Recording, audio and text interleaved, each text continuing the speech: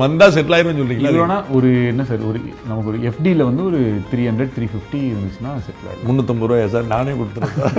300-350 C தான் settle ஆயிருவீங்க. அந்த மாதிரி அது தான் ஒரு போட்டோம்னா நமக்கு ஒரு 7% வந்துச்சுன்னா மாதம் ஒரு 21 crores வருது வருஷத்துக்கு. 21 crores மாதத்துக்கு உங்களுக்கு கிட்டத்தட்ட ஒரு 1.5 கோடி ரூபா வருது. 1.5 கோடினா ஒரு நாளைக்கு உங்களுக்கு 30 லட்சம் ரூபா வருது. வச்சு வண்டி ஓட்டிடலாம். வண்டியா? விக்னேஷ் சிவன் 350 கோடி இருந்தால் ரிட்டையர் ஆயிடுவேன்னு சொல்கிறாரு.